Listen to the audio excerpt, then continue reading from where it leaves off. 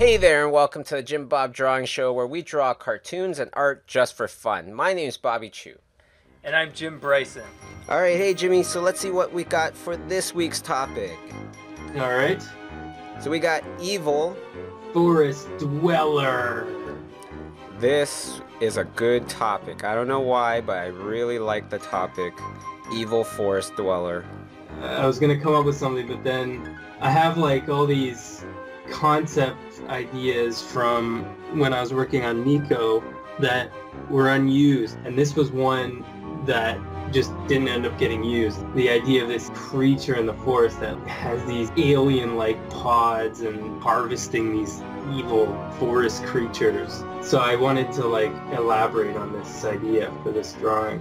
You know, plants are something that I've been thinking about in the last couple weeks.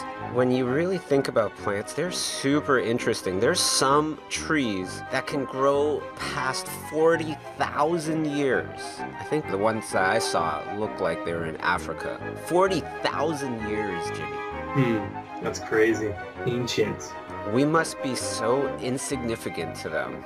The whole idea of this one is based on this plant that I found, which is basically like, I think it's the biggest flower in all of nature, and it comes about from this parasite that attaches itself to a root of some other plant, and it grows out of this plant, and it creates this humongous flower. For just like a couple of days, when the flower blooms, it lets out this smell of like rotting flesh to attract flies to it, and then the flies spread the pollen or seeds or whatever for this plant. I know the exact plant you're talking about. I don't know the name, but it looks beautiful. It's big and red, but just disgusting smelling.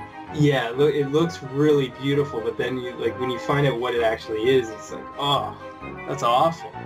So now I'm going to take this painting, this wonderful sketch, into Photoshop, and first thing I was thinking of was that the background is going to be mystical, fantasy-like, and it's going to be a little brighter, and then everything else in the foreground, midground is going to be darker, right? So you have this lovely sense that there is light, but it's far from us, and right now we are in the darkness. Good thing though, our heroes Lyra and Nico have their sword of light, as well as her staff with a little glowing orb in there, so they brought their own light. They're gonna have a tough time fighting off this thing. Well, good always prevails, so I think they'll do alright. But what really creeps me out for sure are those pods, you know, with the little creatures in those. That's scary. I don't know why it's scary, but it just is. Pods are just so much scarier than eggs.